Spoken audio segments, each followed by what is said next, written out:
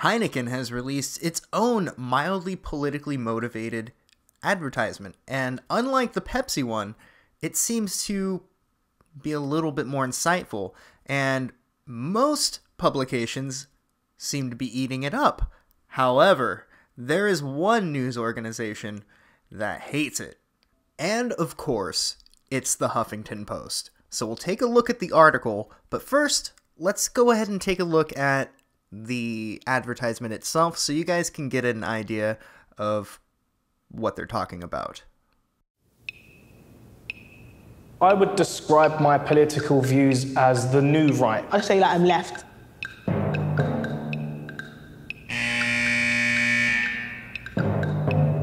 Feminism today is man-hating. I would describe myself as a feminist, 100%.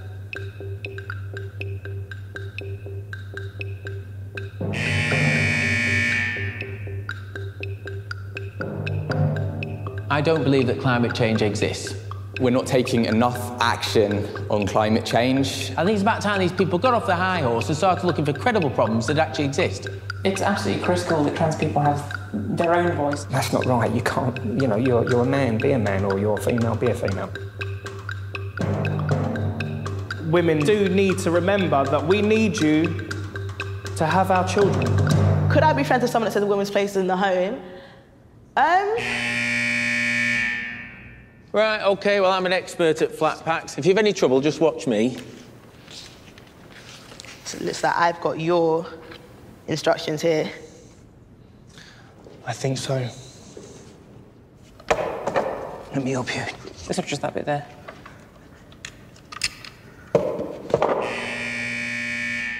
Describe what it is like to be you in 5 adjectives.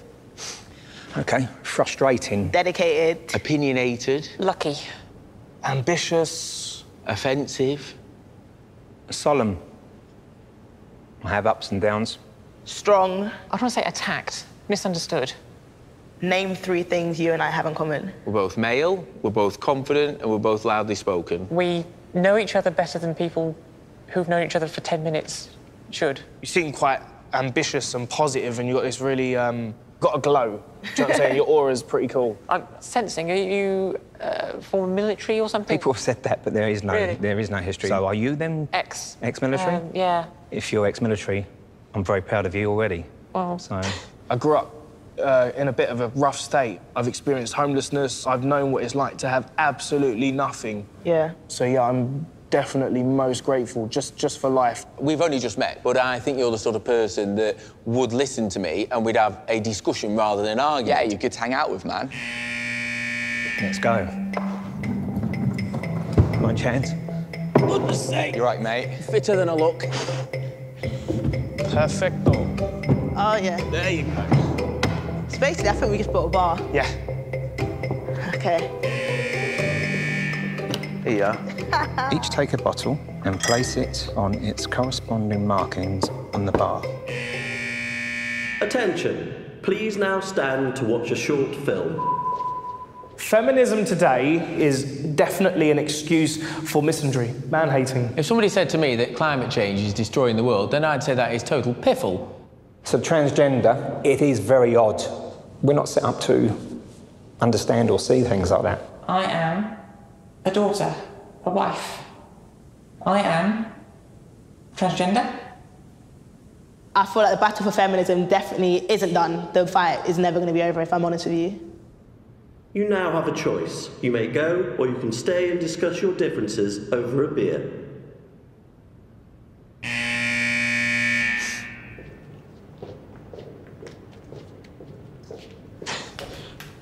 I'm only joking. You're happy for a second then? Well, I'm having a drink. I'm having a drink. Yeah. I want to discuss. Beer. Yeah, beer and discuss. Cheers. At the end of the day, mate, About I've reaching enjoyed out to working with people, you. yeah. And, you know, even if you wanted to convince people about your point, the productive thing to do would be to sit It's down and have a engage, it's beer. engage. I've been brought up in a way where everything's black and white, but life isn't black and white. Yeah, I'm just me.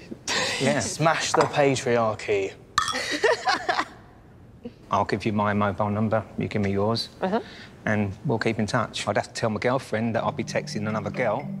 She might be a bit upset with that, but I'll have to get round there. I'll have to tell my girl that She'll have to lump it.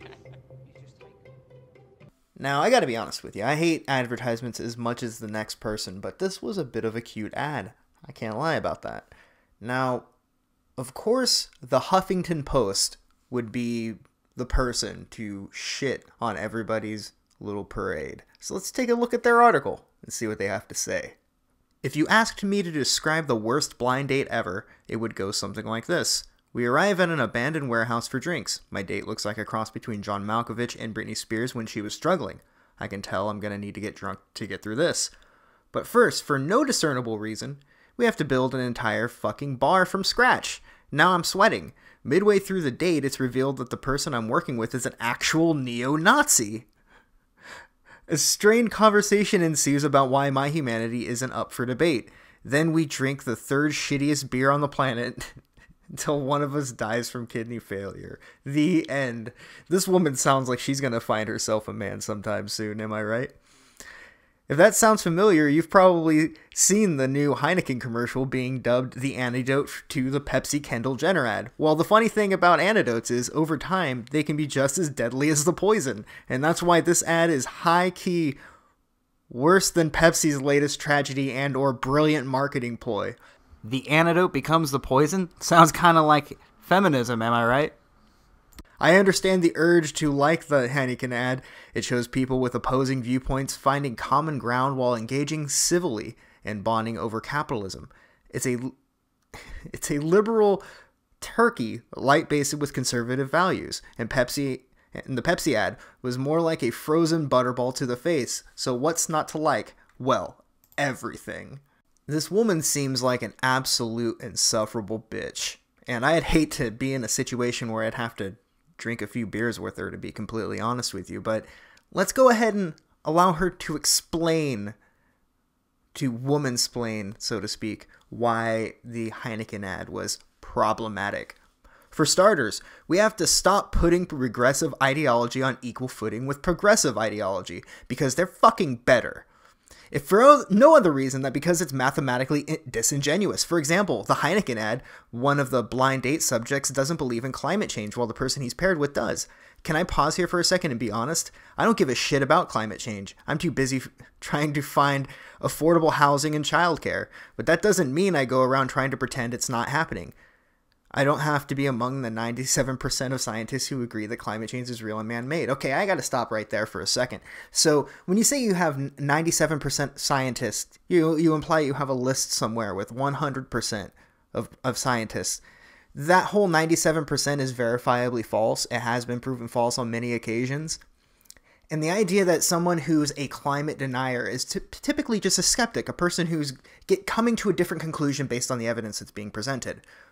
That's a whole nother argument, but conflating a different opinion with being just wrong is exactly why insufferable bitches like this will never get along with anybody.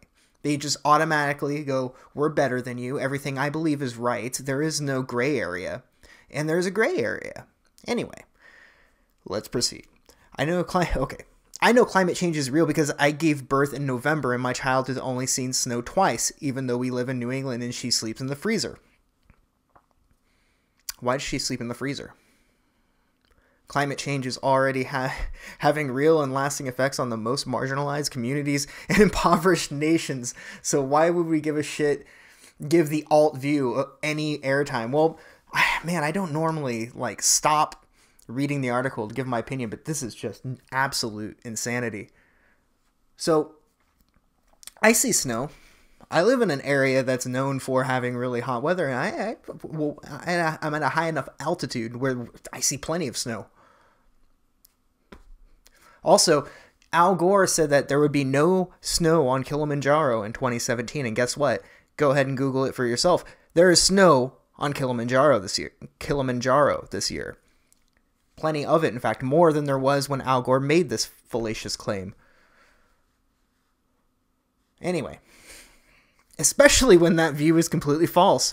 If we're all going to do that, the commercial should have included a member of the Flat Earth Society paired with somebody who, I don't know, graduated from 4th grade. That would have been fine. I'm also annoyed that racism wasn't touched on, but transphobia was. Oh my god. That's right, because climate change is racist. I forgot she mentioned that too. Holy shit. This person's drinking all the Kool-Aid. Heineken apparently knew it would be taboo to have one of their subjects admit, "I don't like Mexicans that much," but thought it would be fine to have a cis man stare at the camera and reveal that he's grossed out by trans folks. Turns out that's not too uncommon of a viewpoint, honestly. By doing so, Heineken managed to aid in normalizing bigoted and violent views, not to mention his pseudo-acceptance at the end of the ad was for thin, Jewish, passing trans woman with military experience. I doubt he'd have been down to pop bottles with a fat, white, Irish trans woman with a 5 o'clock shadow and no intention or resources to transition.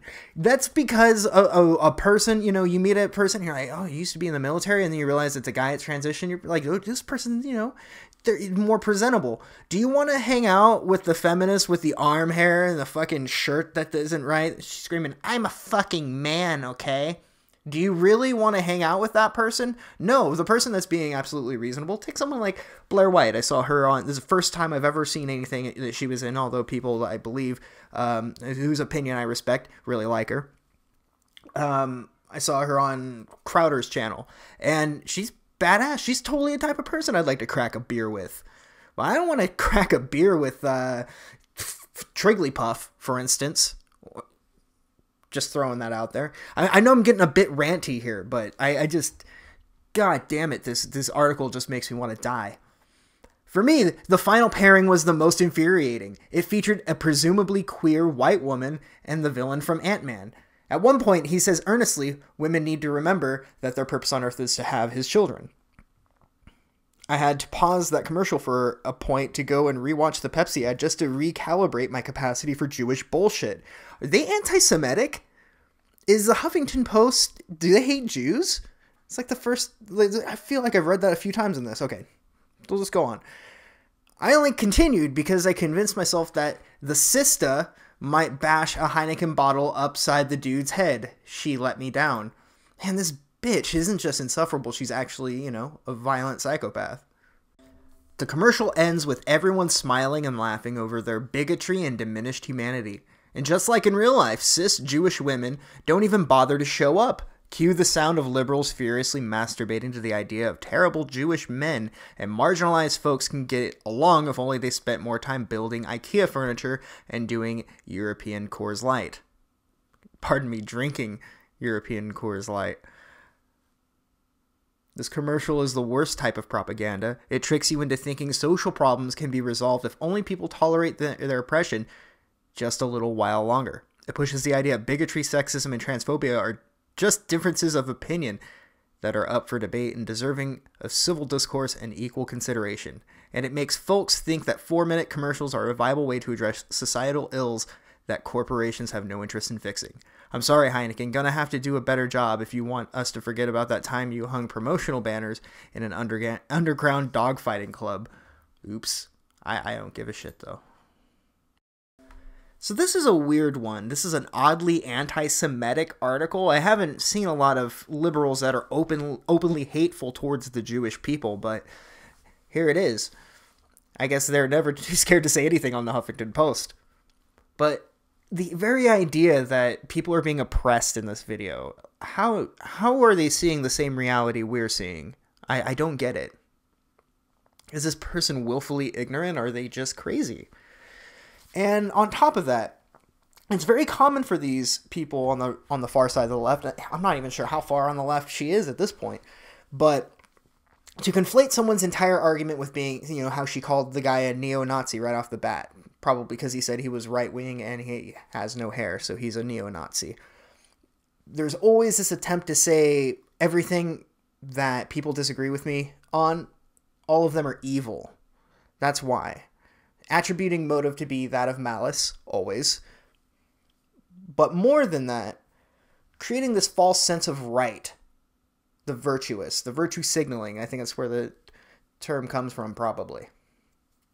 But man, it just blew my mind, and I had to share it with you guys. So if you managed to stay this long, what is this, like something like 15 minutes into the video?